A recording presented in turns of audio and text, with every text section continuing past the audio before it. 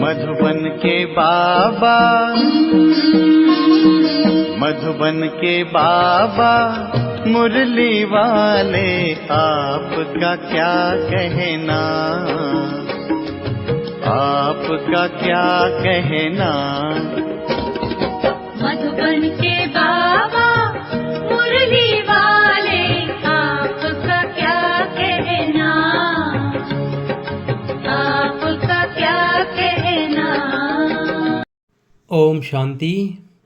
आज का मुरली 13/1/2024 का मुरली प्रातः मुरली। ओम शांति। बाप दादा मधुबन। मीठे बच्चे, मनुष्य शरीर की उन्नति का प्रबंध रस्ते, आत्मा की उन्नति व चढ़ती का साधन बाप ही बतलाते हैं। यह बाप की ही रिस्पॉन्सिबिलिटी है। प्रश्न: सदा बच्चों की उन्नति होती रहे, उसके लिए बाप कौन कौन सी श्रीमत देते हैं? उत्तर: बच्चे अपनी उन्नति के लिए सदा याद की यात्रा पर रहो। याद से ही आत्मा की जंग निकलेगी। 2. कभी भी बीती को याद नहीं करो और आगे के लिए कोई आश न रखो। 3. शरीर निर्वार्थ के लिए कर्म भले करो, लेकिन जो भी टाइम मिले वह वेस्ट नहीं करो। बाप की याद में टाइम सफल करो। कम से कम 8 घंटा ईश्वरीय सेवा करो तो तुम्हारी उन्नति होती रहेगी। ओम शांति। रूहानी बाप रूहानी बच्चों को अथवा आत्माओं को समझाते हैं। मनुष्य कहते हैं आत्मा की रिस्पॉन्सिबिलिटी है परमात्मा के ऊपर। वह सब आत्माओं की उन्नति और मन की शांति का रास्ता बता सकते हैं। आत्मा रहती है भ्रुकुटी में, सबसे न्यारी। अक्सर करके रोग होते हैं शरीर में, यहाँ भ्रुकुटी में नहीं। भले सिर में दर्द पड़ेगा, परंतु जो आत्मा का तख्त है वहाँ कोई तकलीफ नहीं होगी, क्योंकि उस तख्त पर आत्मा विराजमान है। अब आत्मा की उन्नति अथवा शांति देने वाला सर्जन तो एक ही परमात्मा है। जब आत्मा की उन्नति हो तब आत्मा को हेल्थ वेल्थ भी मिले। शरीर को तो कितना भी करो, उनसे कोई उन्नति नहीं होगी। शरीर की कुछ न कुछ खिटपीट तो रहती है। आत्मा की उन्नति तो सिवाय बाप के कोई कर न सके। अब सब दुनिया में शरीर की उन्नति का प्रबंध रचते हैं, बाकी आत्मा की चढ़ती कला व उन्नति होती नहीं। वह तो बाप ही सिखलाते हैं। सारा मदार आत्मा पर है। आत्मा ही 16 कला बनती है, फिर आत्मा ही बिल्कुल कला रहित हो जाती है। 16 कलाएं बनती है, फिर कला कम कैसे होती है, यह भी बाप ही समझाते हैं। बाप कहते हैं सतयुग में तुमको बहुत सुख था, आत्मा चढ़ती कला में थी, और सत्संगों में आत्मा की उन्नति कैसे हो यह बात नहीं समझाई जाती है। वह जिस्मानी नशे में रहते हैं, देह अभिमान में है। बाप तुमको देह अभिमानी बनाते हैं। आत्मा जो तमोप्रधान बनी है उनको सतोप्रधान बनाना है। यहाँ सब है रूहानी बातें, वहाँ है जिस्मानी बातें। सर्जन लोग एक हट निकाल दूसरा डालते हैं, उनका आत्मा से कोई ताल्लुक नहीं। आत्मा तो भ्रुकुटी में रहती है, उनका ऑपरेशन आदि कुछ नहीं होता। अच्छा, बाप समझाते हैं आत्मा की उन्नति तो एक ही बार होती है। आत्मा जब तमोप्रधान हो जाती है तब आत्मा की उन्नति करने वाला बाप आता है। उनके बिगर किसी भी आत्मा की चढ़ती कला हो न सके। बाप कहते हैं यह छीची तमोप्रधान आत्माएं मेरे पास आ न सके। तुम्हारे पास जब कोई आते हैं तो कहते हैं शांति कैसे मिले अथवा उन्नति कैसे हो, परंतु यह नहीं जानते कि उन्नति के बाद हम कहाँ जाएंगे, क्या होगा पुकारते हैं, पति से पावन बनाओ, जीवन मुक्ति धाम में ले जाओ, तो आत्माओं को ही ले जाएंगे ना। शरीर तो यहाँ खत्म हो जाएगा, परंतु ये बातें किसी की बुद्धि में नहीं है। यह ईश्वरीय मत है, बाकी वह सब है मानव मत। ईश्वरीय मत से एकदम आसमान में चढ़ जाते हो, शांति धाम, सुख धाम में। फिर ड्रामा अनुसार नीचे भी उतरना है। आत्मा की उन्नति के लिए बाप के सिवाय और कोई सर्जन नहीं। सर्जन फिर तुमको आप समान बनाते हैं।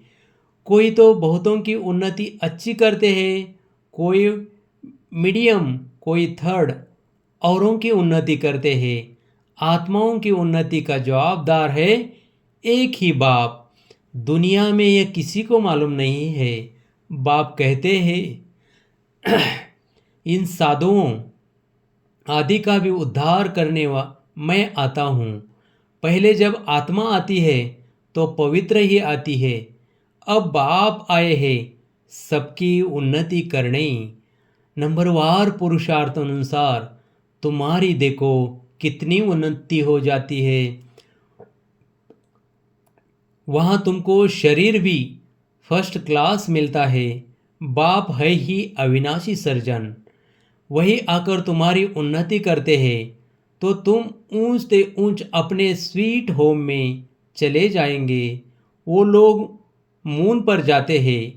अविनाशी सर्जन तुमको उन्नति प्राप्त कराने लिए कहते हैं, मामेकम याद करो तो विकर्म विनाश होगे। बाप विश्व के बच्चों को लिबरेट करते हैं। जब तुम स्वर्ग में जाएंगे तब और सब शांतिधाम में होगे। बाप कितना वंडरफुल कार्य करते हैं, कमाल है बाप की। तब कहते हैं तुम्हारी गति मत तुम ही जानो, आत्मा में ही मत है। आत्मा अलग हो जाए तो मत मिल न सके।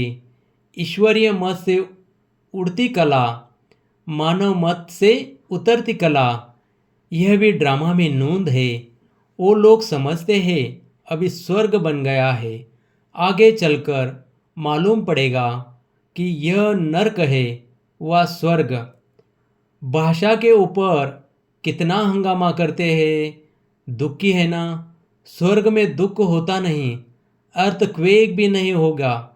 अब पुरानी दुनिया का विनाश होना है, फिर स्वर्ग बन जाएगा। फिर आधा कल्प वह भी गुम हो जाता है।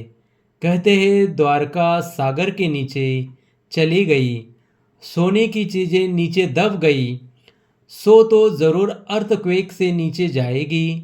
समुद्र को थोड़े खोद कर निकालेंगे, धरती को खोदते हैं, वहाँ से माल निकालते हैं। बाप कहते हैं सबका उपकार करता हूँ, मेरा फिर सब अपकार करते, गाली देते, मैं तो अपकारी का भी उपकार करता हूँ, तो मेरी ज़रूर महिमा होनी चाहिए। भक्ति मार्ग में देखो कितना मान है। तुम बच्चे भी बाप की कितनी महिमा करते हो। चित्र में 32 गुण दिखाए हैं। अभी तुम भी बाप जैसे गुणवान बन रहे हो, तो कितना पुरुषार्थ करना चाहिए। टाइम वेस्ट नहीं करना चाहिए। बहुत हाईएस्ट बाप पढ़ाते हैं तो रोज़ ज़रूर पढ़ना चाहिए। यह अविनाशी बाप भी है, टीचर भी है। पिछाड़ी में आने वाले पुराणों से भी तीखे जा रहे हैं। अब सारी दुनिया की उन्नति हो रही है बाप द्वारा। श्री कृष्ण को भी गुणवान बनाने वाला बाप है, सबको देने वाला है, बाकी सब लेते हैं। यह घराना बन रहा है नंबरवार पुरुषार्थ अनुसार। बेहद का बाप देखो कितना मीठा है और कितना प्यारा है। ऊंचे से ऊंचे बाप द्वारा अब सबकी उन्नति हो रही है, बाकी तो सबको सीढ़ी उतरनी है। कमाल है बाप की। भले खाओ पियो सब कुछ करो, सिर्फ बाबा के गुण गाओ। ऐसे नहीं बाबा की याद में रहने से खाना नहीं खा सकते। रात को फुर्सत बहुत मिलती है, 8 घंटा तो फुर्सत है, बाप कहते हैं कम से कम 8 घंटा इस गवर्नमेंट की सर्विस करो।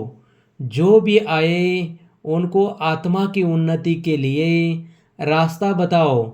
जीवन मुक्ति माना विश्व का मालिक और मुक्ति माना ब्रह्मांड का मालिक। यह समझाना तो सहज है, परंतु तकदीर में नहीं है तो तदबीर क्या कर सकेगी।